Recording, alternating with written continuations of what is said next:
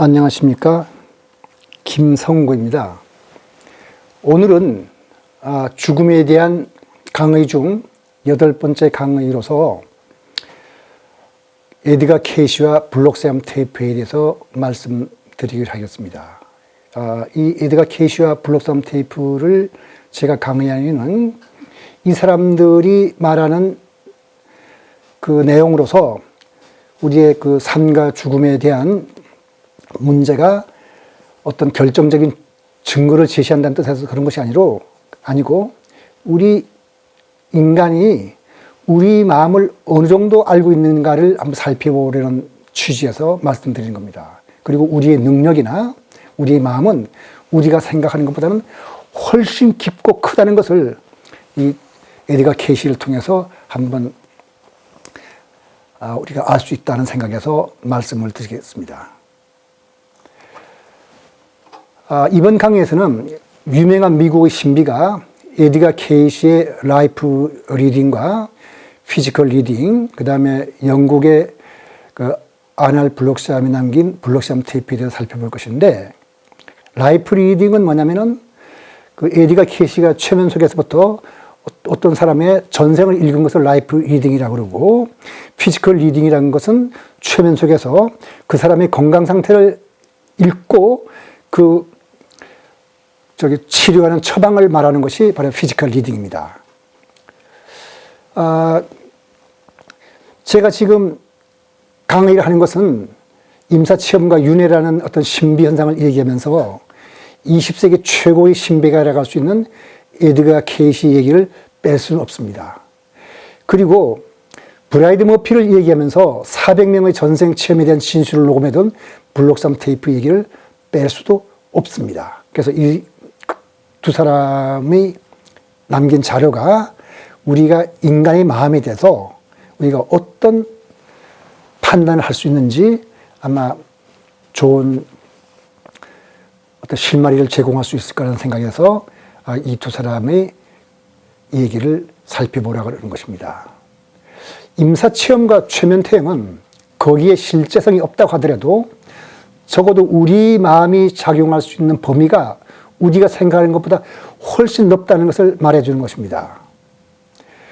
제가 오늘 강의에서 살펴보려고 하는 것은 과학적인 검증이 부족한다 하더라도 인간의 마음의 작용이 얼마나 크고 신비할 수 있는지를 살펴보는 것인데, 이 8번째 강의의 목적은 인간이란 존재가 어떤 존재인지를 한번 생각해 보자는 뜻에서 에드가 케이시 얘기를 말씀드리려고 합니다. 물론 최면을 통한 전생 연구를 비판하는 사람들의 의견도 함께 검토할 겁니다. 일단 에드가 케이시에 대해서 살펴보도록 하겠습니다. 에드가 케이시는 1877년 미국 켄터키주 홉킨스빌에서 가난한 농부의 아들로 태어났는데, 어렸을 적부터 초감각적으로 지각을 보여서 돌아가신 할아버지 영혼과 놀기를 좋아했다고 합니다. 그러면서 에드가 케이시의 자신이 쓴 그 자서전에 보면은 자라면서 그런 경험을 자기는 부끄럽게 생각했다고 합니다. 왜냐하면 커서 보니까 딴 애들은 안 그렇거든요. 그러니까 자기만 이상한 아이인 거죠. 그래서 그런 걸 좀 창피하게 생각했다는데, 어쨌든 일찍부터 성경 공부하기를 좋아했고 10살 때에는 숲속에 비밀 장소를 두고 그곳에서 매일 성경 읽고 또 읽었다고 합니다. 어떤 얘기에 보면은 6살 때 맹세하기를 자기는 매년 1년에 한 번씩 성경을 12살 때까지는 한 번 읽은 걸로 하겠다 그래가지고 12살 때부터는 매일 한 번씩 읽었지만은 6살 때부터는 12살 때 한 번씩 읽으려면은 6살 때부터 어떻게 해요? 2번씩 읽어야 되겠죠. 그래서 그냥 굉장히 열심히 읽어서 어쨌든 자기가 나서부터 12살에 이르렀을 때는 12번에 읽은 사람이 되고, 13살 때부터 쉬지 않고 성경책을 읽기로 맹세하고 지켰다 그럽니다. 그리고 굉장히 성실하게 공부를 했던 사람인데, 12살 때는 기도 중에 천사를 만났다고 합니다. 근데 천사가 이렇게 말했다고 그래요. 너희 기도를 들었나라. 너희 소원이 이루어지리라. 언제나 신실하라. 병자와 약자를 도와라. 왜 이런 말을 했냐면 기도 중에 천사가 나와서 내 소원이 뭐냐 했더니 이 에드가 케이시가 12살 먹은 아이가 한 말이 나는 남을 돕고 싶습니다. 이런 말을 했다고 그래요. 그랬더니 천사가 이런 말을 했다거든요. 어떤가요? 믿을 수 없는 얘기라고 생각하는 사람도 있을 겁니다. 그런데 조금만 우리가 마음을 열고 좀 주변을 살펴보면 우리가 말하는 그 무당이나 샤만들은 말할 것도 없고 신을 믿는 종교에서는 기도 중에 또 불교에서도 깊은 선정 중에 이런 체험을 하는 얘기가 많이 나옵니다. 그 우리 주변에서도 드물긴 하지만 이런 얘기를 들을 수 있습니다. 그렇다면 에드가 케이시가 이런 말을 했다고 해서 거기서 믿을 수 없다고 단정할 수는 없겠죠.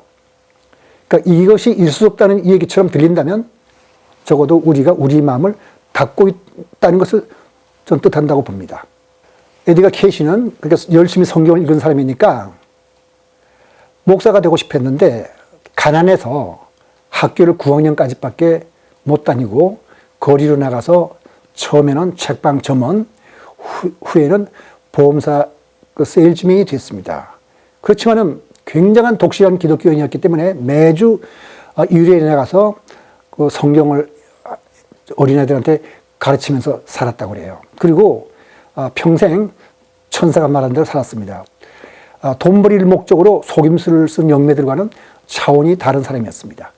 그런데 어느 날 그 이상한 체험을 하게 되는데 에드가 케이시가 21살 때 후두염에 걸렸는데 이상하게 말이 나오지 않았습니다. 말을 할 수가 없었어요. 어떤 약을 먹어도 낫지 않고 어느 병원에 가도 치료가 안 됐어요. 그 말을 못하니까 세일즈맨 일을 할 수가 없죠. 그래서 사진사라는 직업을 택했는데 그때 하트라는 이름을 가진 어떤 떠돌이 연예인 겸 최면술사를 만나서 최면에 들었더니 최면 상태에 있을 때는 암시에 따라 말을 할 수 있었습니다. 그러니까 최면사가 최면 중에는 너 말할 수 있다 하니까 말할 수 있는데 깨면 다시 목소리가 안 나오는 거예요. 그래서 깨나서도 말할 수 있다는 암수를 줬는데도 소용이 없었습니다. 많은 경우 최면술사가 너는 깨어나서 이런 일을 할 수 있다 하면은 되게 하는 경우인데 이 경우는 안 됐었습니다. 그래서 하트가 다른 지역으로 가게 돼 가지고 그 알레인이라는 어떤 최면술사가 한번 그 에드가 케이시한테 계속 최면을 시도해 보기로 했습니다. 레인의 생각은 어떤 생각이었냐면은 에드가 케이시에게 최면을 걸고 최면 상태에서 케이시 자신이 자기 병을 살펴보도록 하고 그게 어떤 건지 말하도록 한번 하는 거였습니다. 그래서 굉장히 어떤 그 뭐랄까 아주 지혜로운 생각을 그 레인이라는 최면술사가 하게 된 건데 이렇게 됩니다. 최면을 깊이 걸었더니 에드가 케이시는 최면 중에 이렇게 말합니다. 보통 상태에서 이 몸은 목소리를 낼 수가 없습니다. 신경이 일그러졌기 때문에 성대의 내부 근육 일부가 마비되어 있기 때문입니다. 이것은 심리 상태가 육체에 영향을 미친 결과인데 무의식 상태에 들게 해서 암시를 주어서 환부의 혈액순환이 잘 되게 하면 나을 것입니다 하고 치료법을 자기가 말한 거예요. 그랬더니 알레인이 그 케이시가 말한 대로 다시 암시를 주는 겁니다. 그 레인이 들은 대로 암시를 주었더니 최면에서 깨어난 케이시는 정상적으로 말을 할 수 있었어요. 이것도 믿을 수 없는 얘기를 듣는 사람이 많겠지만 깊은 선정에 든 불교 수행자나 요가 수행자들은 자신의 몸 상태를 시각적으로 볼 수도 있고 느낄 수도 있다고 합니다. 실제 우리나라에서도 이 깊은 선정에 든 스님들이나 그 선체험을 한 사람들은 자기 몸 상태를 시각적으로 보는 사람도 있고 느낀 사람도 있습니다. 그리고 이 정도는 아니지만 지금도 동양무술을 하는 사람들은 자신이 몸에 흐르는 기를 느끼고 그 기를 통해서 자기의 몸을 병을 알고 고치는 사람도 있습니다. 그리고 이제 과학적으로 연구를 한 사람 중에 뇌과학자 쿨라도스라는 사람이 있는데 이 사람은 명상 수련을 지도하는 사람입니다. 이 사람이 쓴 책에 비추는 마음, 비추인 마음 해가지고 우리나라 말로 번역이 된 책이 있는데 거기에 보면은 333페이지와 334페이지 이런 말이 나옵니다. 에너지 초기 나툼은, 그러니까 그 몸에서 기가 흐르는 걸 그 초기 나툼이라 그러는데, 그러니까 기가 도는 걸 느끼기 시작한 거죠. 처음에는 두피 위에 전기에 의한 따끔한 느낌이 들거나 또는 몸의 여러 부분에서 진동이 있는 것이다. 실제로 지금 우리나라에서 기술연을 하는데 가보면은 그 몸에서 진동을 느끼는 하는 사람들을 여러분이 볼 수 있습니다. 그리고 이 에너지는 기 또는 그 인도에서 말하는 프라나 또는 크리아, 쿤달리니 또는 내면의 바람 등 다양한 이름으로 불린다. 이게 지금 비추니 마음에 나오는 말을 제가 그냥 그대로 읽어드리는 거거든요. 그리고 이런 지금 그 그림에서 보는 것 같이 그 우주에서 뭔가 어떤 에너지를 얻어서 몸 속에서 기운을 돌리는 이런 수련들을 요가나 또 기수련하는 사람들은 실제로 느끼고 경험을 하는 겁니다. 그러니까 케이시가 아니더라도 깊이 선정에 든 사람이나 샤만들은 무아의 경지에서 이런 일을 할 수 있지만 케이시가 특이한 점은 자기 최면이 가능한 사람이라는 겁니다. 스스로 최면을 걸어서 어떤 깊은 그 트란스 상태에 들어갈 수 있다는 거죠. 그래서 케이시는 쉽게 자기 최면에 의해 황홀경에 드는 사람이었는데 수많은 인류 가운데 이런 사람이 한 사람쯤 있다는 것이 그리 이상한 일은 아닙니다. 우리 마음을 열기만 하면은. 그래서 전통적 요법으로는 고칠 수 없는 질병을 최면요법으로 종종 고쳐서 실패 처리 박사라는 별명을 얻고 있는 토론토 대학의 정신과 의사 조엘 휘튼 박사에 의하면 최면 수술 시 황혈경에 드는 사람은 적어도 자기가 그 만나본 환자들 중에는 대개 8% 내지 10% 정도라. 그러니까 10명 정도 만나면은 그 중에 한 명은 이렇게 깊은 경지에 든다는 그런 얘기를 한 거니까 우리가 믿어도 좋을 겁니다. 그러니까 에디가 케이시는 최면 상태에서 자신이 몸뿐만 아니라 다른 사람의 몸 상태도 알 수가 있었습니다. 그리고 우연히 그 사람의 전생도 읽을 수 있었습니다. 그러니까 다른 사람의 몸 상태를 읽는 것을 피지컬 리딩이라고 하고 전생을 읽는 것을 라이프 리딩이라고 하는데 이 라이프 리딩은 검증이 불가능하니까 이걸로 유명해진 건 아닌데 피지컬 리딩으로서는 굉장히 유명해졌습니다. 그래서 그 신문에 보면 이런 말이 나와요. 그 illiterate man becomes a doctor when hypnotized. 그러니까 뉴욕 타임즈에 이런 말이 나옵니다. 아주 의학을 모르는 무식한 사람이 최면 중에 의사가 된다. 이런 말이 나올 정도입니다.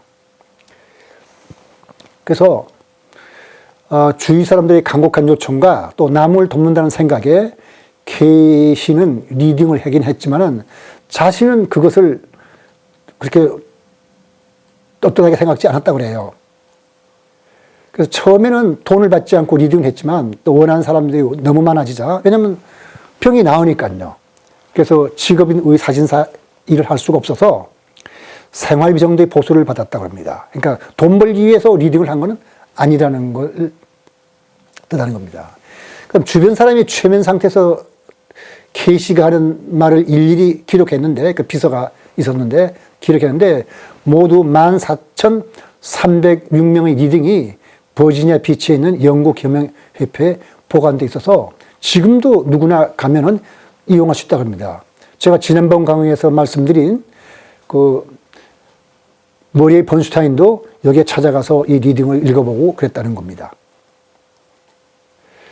에디가 케이시 신비한 행동에 대해서는 과학적으로 논란이 있다 하더라도 적어도 그는 20세기 활동한 최고의 신비가라고 할 수 있을 겁니다. 영국과 미국에서 활동한 많은 영매들이 신비한 능력을 보였고 과학자들의 주목을 받기도 했지만 그것이 돈을 벌기 위한 속임수의 경우가 대부분이었습니다. 그러니까 마술처럼 어떤 신기한 기술을 연마해가지고 사람을 속인 건데 적어도 에디가 케이시는 돈을 벌기 위해서 신비한 능력을 사용하지는 않았고 남을 돕는 데 그 능력을 쓴 사람입니다.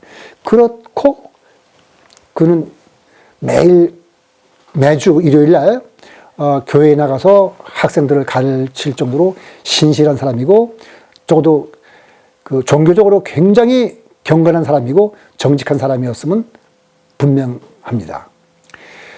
근데 특별하게 그 케이시 피지컬 리딩은 유명해서 최면 상태에서 말한 대로 따라하면 고치기 어려운 병이 잘 나았다고 합니다. 그런데 그때서 100%다 나았다는 건 아니고 효과가 없는 경우도 있었습니다. 이렇게 하라고 했는데 해보니까 안 되는 경우가 있었어요.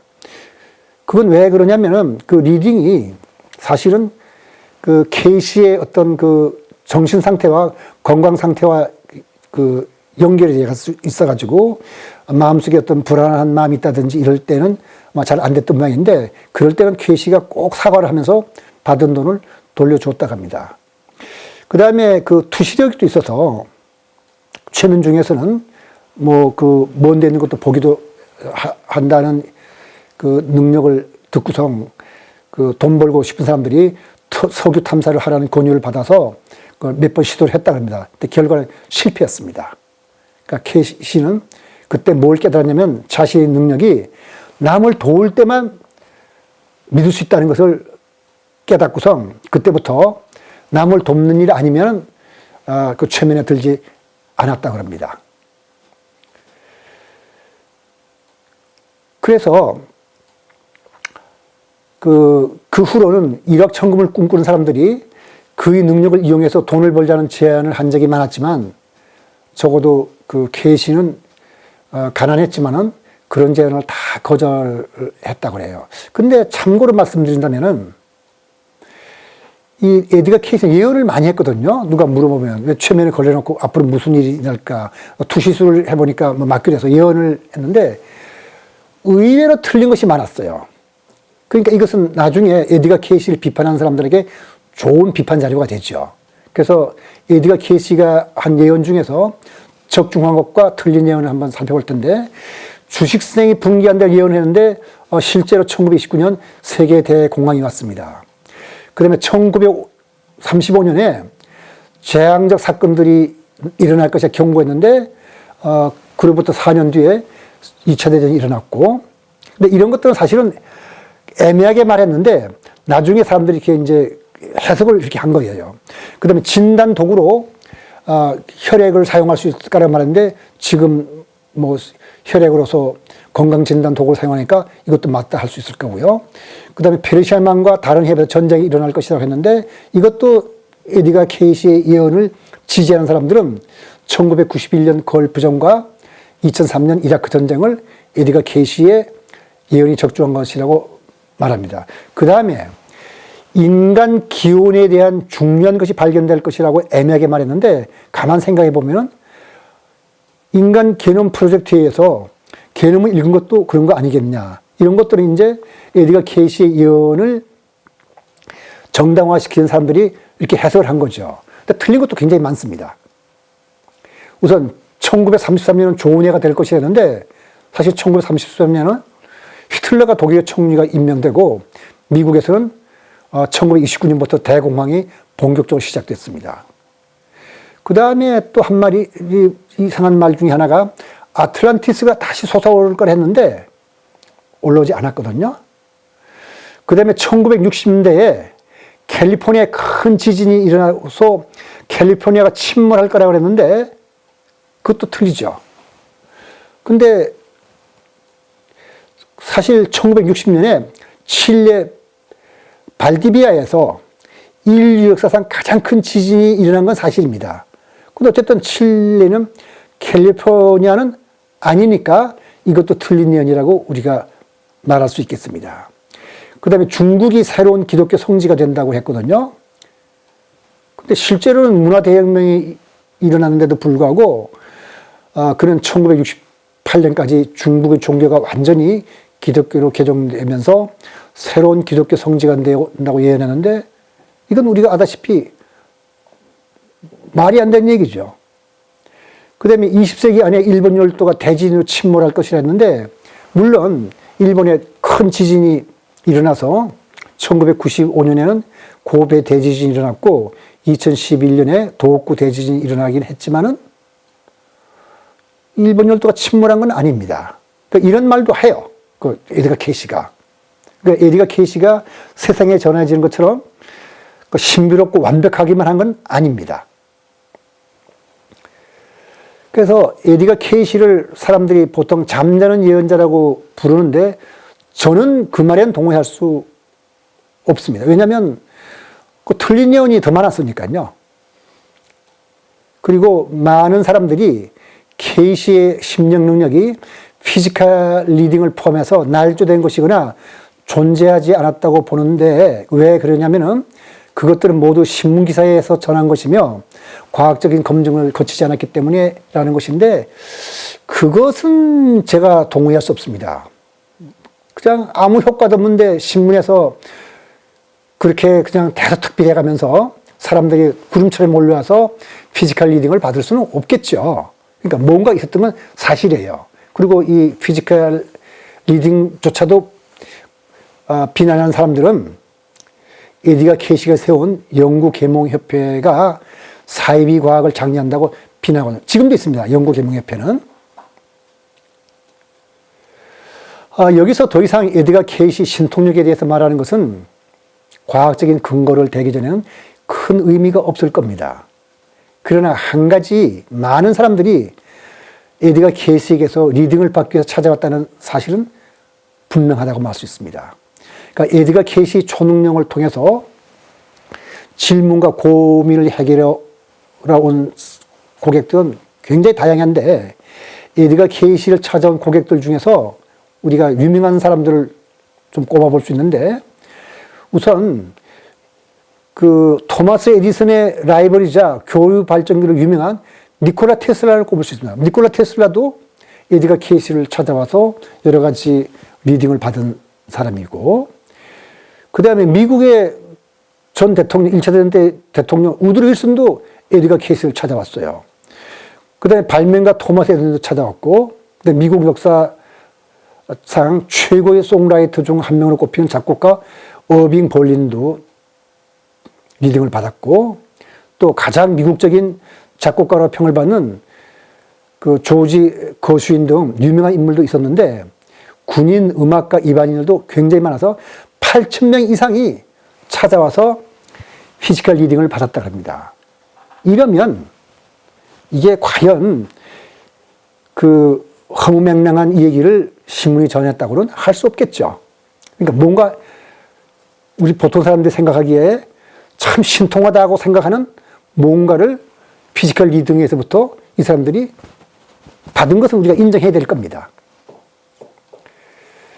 자, 이런 사실을 우리 한번 생각해 보죠. 과연 8,000명이 다 속은 건가? 그렇지는 않습니다. 우리가 생각할 때 아까 말씀드렸지만은 적어도 8,000명씩이나 아무 그 효과도 없는데 찾아와서 그렇게 이 얘기 듣고 신문에 대서 특필할 리가 없거든요.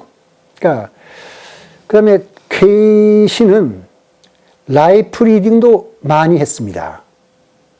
그래서 에드가 케이시가 전생 얘기 중 대중에게 알려진 것으로 우리가 과학적으로 검토하거나 살펴볼 수 있는 것은 없는데 적어도 과학적으로 검토할 수는 없지만 에드가 케이시 같은 경건한 신앙인이 깊은 체면 속에서 사람의 전생을 보고 말한다는 것은 우리가 전생의 문제를 진지하게 생각해 보게 만든다고 할 수 있습니다. 그래서 한번 제가 그냥 간단하게 에드가 케이시 자신이 그 자신의 전생을 얘기한 거 있는데 자신이 전생 어떻게 했냐면 누가 최면을 걸어갖고 너는 전생에 뭐냐고 물었더니 에드가 케이시가 이렇게 말합니다. 자기는 3,000년 전에 에집트 비교의 아주 고위 사제였다요. 그래서 거기서 굉장히 신비한 비수를 많이 그 행하던 고위 사제였는데 너무 오만하고 잘난 척했기 때문에 강등당해가지고 페르시아의 의사로 태어났다고 합니다. 그러니까 페르시아에서 의사 태어나서도 상당히 실력 있는 의사로 유명했기 때문에 거기서도 굉장히 오만하고 좀 건방지게 행동했기 때문에 다시 강등을 당해서 다시 페르시아의 어떤 군인으로 태어나서 전쟁 중에 적군에 의해서 공격을 받아가지고 자기 다리가 그 바위 틈에 끼어서 너무너무 고통스럽대요. 그러니까 죽을 수밖에 없는데 그때 너무너무 고통스러웠는데도 불구하고 자기가 원래 전생에 이집트 그 비밀계의 사제였기 때문에 무의식에서 어떤 굉장한 그 능력을 발휘할 수 있는 것이 그때 솟아나와 가지고 자기 몸을 그 바위에 두고 그 자기 그냥 정신만 빠져나온 적이 있노라 하는 얘기를 하는데 이걸 과연 우리가 검증할 수 있는데 믿을 수 있느냐 이렇게 생각을 할 수 있겠습니다만 그렇게만 생각할 것은 아닙니다. 비록 검증할 수 없다 하더라도 뭐를 우리가 생각해 봐야 되냐면 적어도 트란스 상태에서 그 에드가 케이시가 틀린 말을 했다 하더라도 그것은 그 사람의 마음속에서 일어나는 것을 말한 걸 뿐입니다. 의도적으로 케이시가 트란스 상태에서 조작한 건 아니거든요. 그건 뭐와 마찬가지냐면 우리가 황당한 꿈을 꾼다 하더라도 우리 마음이 그 꿈을 만든 거지 우리가 의식적으로 조작한 건 아닙니다. 그러니까 꿈이란 것은 정말 말도 안 되는 여러 가지 일들을 해내고 논리적으로 맞지 않다 하더라도 어쨌든 우리 마음이 만들어냈거든요. 그러면 그 꿈이 뭐를 의미하는지를 우리가 찾아내야지만 우리 마음의 그 능력이나 마음의 작용을 우리가 사실 깊이 알 수 있는 거예요. 그와 마찬가지로 이런 트란스 상태에서 그 케이시가 전생의 얘기를 한 것이 설사 꿈처럼 꾸며낸 얘기를 하더라도 적어도 마음이 왜 그런 얘기를 만들어냈는지 이런 걸 우리가 조사를 해서 우리의 마음이라는 것은 우리가 생각하는 것보다는 훨씬 어떤 깊은 의미를 갖고 있는 거라는 걸 우리가 여기서 깨달을 필요가 있을 겁니다. 어쨌든 이 에드가 케이시가 말한 전생의 얘기도 에드가 케이시 마음속에 떠오른 것을 말한 것입니다. 더군다나 에드가 케이시는 기독교도로서 전생을 믿지도 않았던 사람이거든요. 그리고 자신이 깨어났을 때 자기가 트란스 상태에서 전생 얘기를 했다는 사실에 대해서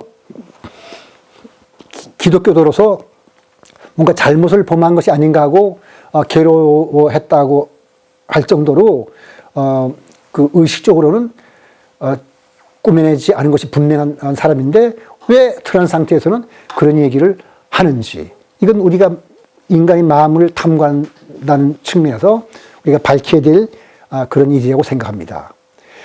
그래서 에드가 케이시처럼 기독교도로서 전생을 믿지도 않았던 사람의 마음속에서 자신과 다른 사람의 전생이 보인다면 거기에는 어떤 의미가 있다고 봐야 될 겁니다. 그러니까 진실성이 있다고 보는 것은 또 문제가 될 수 있지만 그것이 과연 큰 문제가 되는 것일까 이런 생각을 해봐야 되는데 그래서 알렉산더 캐논이나 번슈타인이 최면퇴행에서 찾아낸 전생에는 어떤 진실성이 있는 것도 사실이라고 볼 수가 있어요.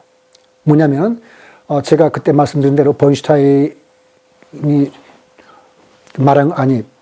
최면에 갔을 때 브라이드 머피가 그 아일랜드의 지도라든가 풍습을 자세하게 얘기했는데 적어도 100년 뒤의 사람이 자기가 어렸을 때 옆에 살던 아일랜드 사람이 그런 말을 했다고 해서 그런 거를 끄집어냈다고 할 수 없거든요. 그리고 또 한 가지, 그 에드가 케이시가 피지컬 리딩은 정말 기가 막히게 놀랄 만큼 잘했다니까 그렇다면은 분명히 라이프 리딩에도 어떤 의미가 있다고 볼 수 있을 겁니다. 그래서 적어도 에드가 케이시가 말한 최면퇴행은 그 우리가 검증하실 수는 없지만은 검증이 가능한 블록삼 테이프에 대해서 한번 살펴보도록 하겠습니다. 블록삼 테이프라는 건 어떻게 나온 거냐면 아날 블록삼은 1972년 영국 최면협회 회장을 지낸 사람인데 어렸을 때 전생의 기억을 가졌으며 초등학교 때부터 최면술을 사용할 줄 알았고 또 학생들한테 그것 때문에 인기도 많았다고 합니다. 그리고 그것을 이제 커서도 직업으로 사는 사람인데 400여 명의 최면을 통해서 그 사람들이 말하는 전생의 내용을 전부 녹음으로 테이프를 가지고 있어요. 그래서 영국 BBC 방송국의 프로듀서 제프리 아이버슨과 또 같은 방송국에 근무하는 맥너신이라는 두 사람이 그 저 블록시험 테이프를 다 조사했더니 대부분은 평범한 전생의 얘기를 하니까 재미가 없어서 그냥 다 무시해버리고 역사적으로 시대가 분명한 내용이 된 테이프를 택해서 역사 공부를 해가면서 자기들이 두 사람의 능력으로 그 진위를 조사할 수 있는 경우를 골랐습니다. 그래서 한 6명 정도를 골랐는데 그 중에서 제가 한 사람을 얘기를 여기서 전하려합니다. 뭐냐면 제인 에반스라는 여인이 말한 6번에 걸친 전생 기록을 택해서 1년간에 걸쳐서 이 두 사람이 그 추적하고 조사를 했답니다. 그리고 1976년 BBC 방송국에서 방영을 하고 책을 저술했습니다. 그래서 우리나라 말로도 전생을 찾아서라는 제목으로 번역도 되어 있습니다. 첫 번째는 로마 제국 통치하에 영국에서 가정교사에 안에서 전생을 얘기를 해요. 그다음에는 영국 요크에서 유대인 여성으로 살았다가 전생 얘기를 합니다. 그리고 그때 유대인 여성으로서 어떤 지역에 어떤 일이 있었다는 것을 얘기를 해요.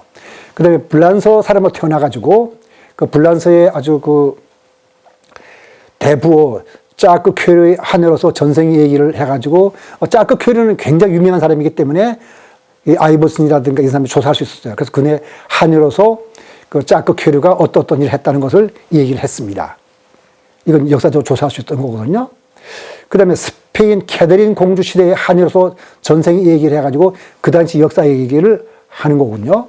그 다음에 앤 여왕 제이시에 런던에서 바느질 품팔이 소녀로 살면서 런던의 풍습을 얘기하는 거죠.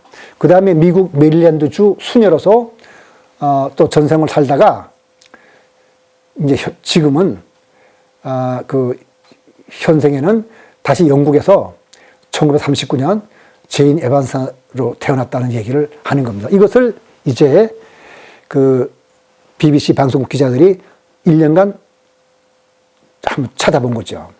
그래서 에반스 여사의 전생 얘기를 여기서 자세히 설명할 필요는 없겠죠.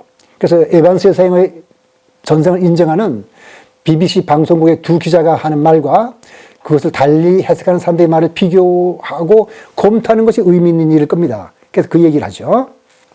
우선 두 방송국 기자들이 조사한 것은 내용이 이렇습니다. 그 사람들이 전생에 살았다는 것을 가보았고 이미 알려진 역사적 사실에 대해서는 모조리 검토해 봤답니다.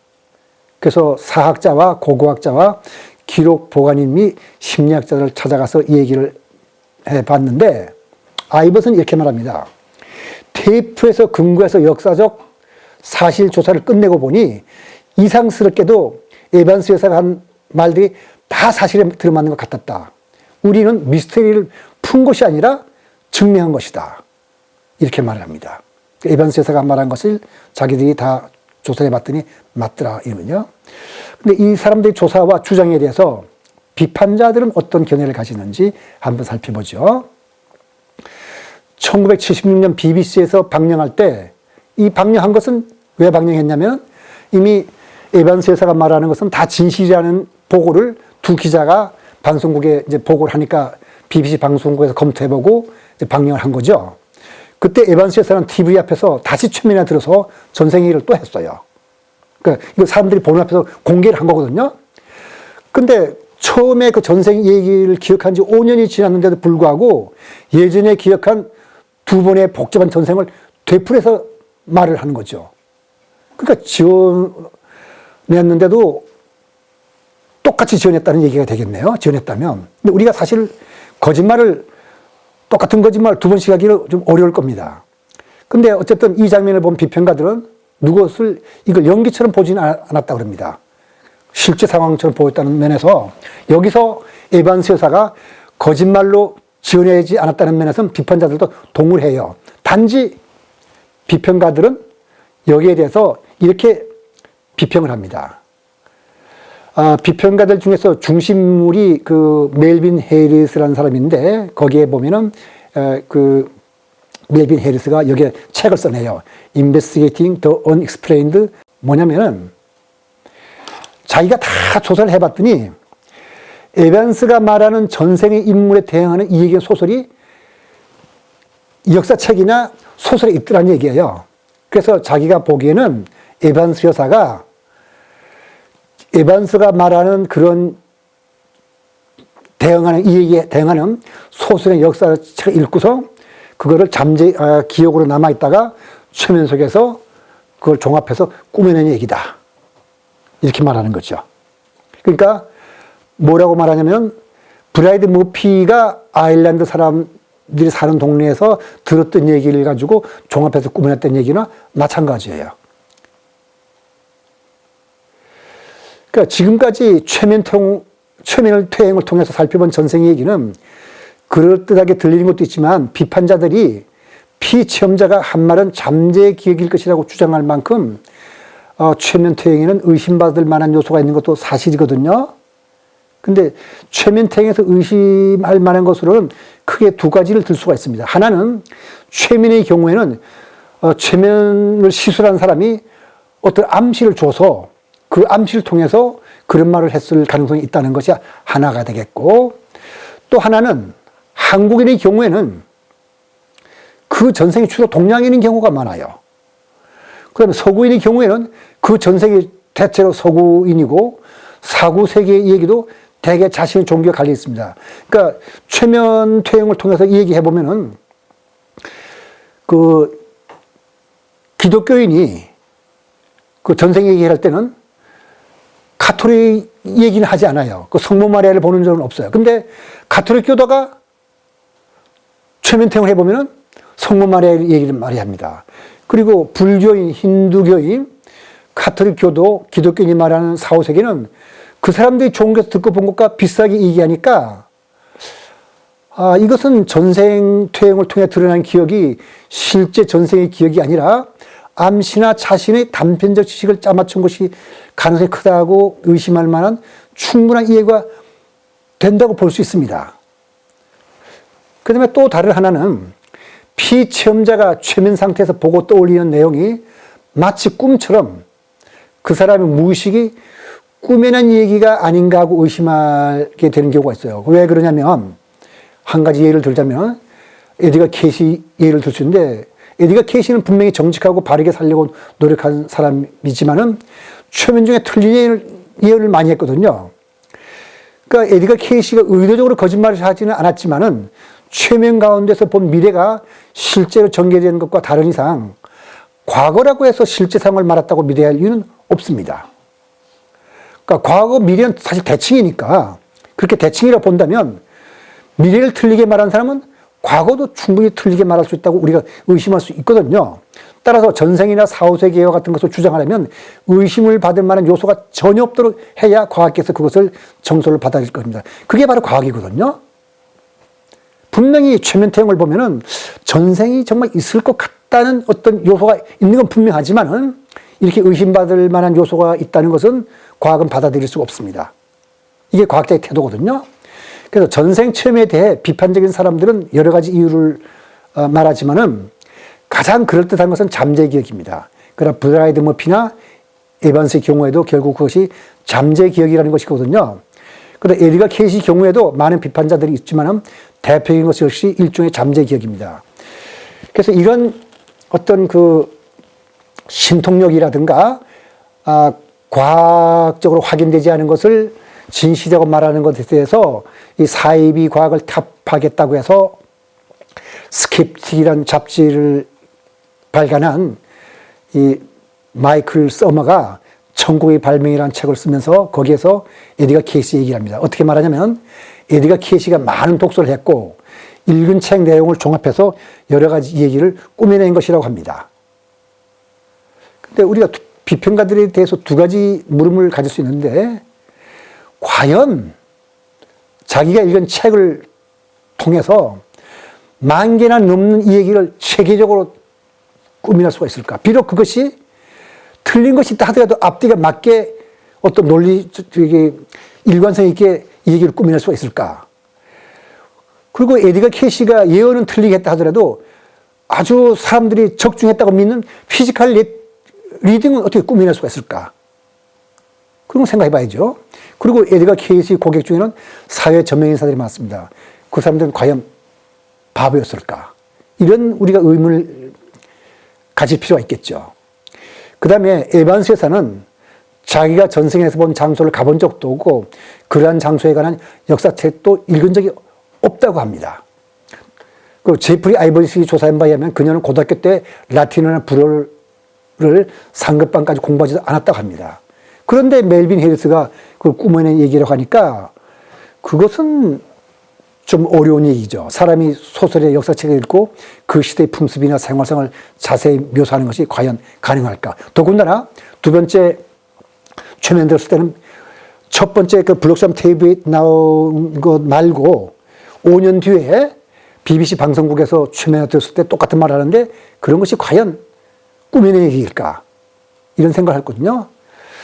어쩌면 각자의 주장은 믿음 때문에 주장을 한다고 볼 수 있겠습니다. 그러니까 유엔애와 사후세계를 인정하는 사람들은 자기의 종교적 믿음 때문에, 그 다음에 윤회와 사후세계를 부정한 사람은 과학적 믿음 때문에 그런 주장을 하는 것이고, 그런데 우리가 과학적 증거를 들어서 윤회와 사후세계의 존재를 주장하는 과학자들은 비판자들이 과학적 믿음을 과학적 자료로 오인하고 있다고 비난합니다. 다시 말해서 주류학교에서 이 사람들이 어떤 확실한 믿음을 갖고 있냐면 인간의 마음은 반드시 두뇌에서 만들어진 것이다. 이런 믿음 때문에 비판한다고 하는데 과연 마음이라는 것은 두뇌 상태를 떠나서는 있을 수 없는 것일까? 이것은 우리가 앞으로 깊이 있게 우리가 살펴볼 얘기입니다. 왜냐하면 이것은 워낙 깊은 문제라서 신경과학자들한테만 맡길 수 없고 철학이나 물리학이나 신경과학을 종합적으로 컴퓨터에서 말씀드리기 때문에 지금 여기에서는 말씀드릴 수는 없고 이제 다음 구강에서는 이안 스티븐슨의 전생 연구에 살펴볼 건데 왜 그러냐면 이안 스티븐슨은 바로 이런 생각을 했던 겁니다. 영매가 전하는 이 얘기는 거짓말이 너무 많고 그 다음에 전생 태면은 아마 이안 스티븐슨 믿는 것 같아요. 그럼에도 불구하고 최면에서는 에드가 케이스처럼 뭔가 엉뚱한 소리를 하니까 미래의 엉뚱한 사람이 과거는 엉뚱한 소리를 하지 않겠느냐. 그렇다면 전생 퇴행에서 나오는 것을 우리가 그대로 받아들일 수는 없다. 더군다나 그 옛날 얘기, 100년 전 얘기라면 모르겠지만 뭐 300년, 400년 전 얘기라면 조사하기도 어려우니까 그거 아니고 정말 검증할 수 있는 것만 한번 우리가 살펴보자 해서 이안 스티븐스는 자발적 기억을 바탕으로 전생을 주장하는 사람입니다. 그 얘기를 다음 강의에서 하도록 하겠습니다. 오늘 강의 여기서 마치도록 하겠습니다.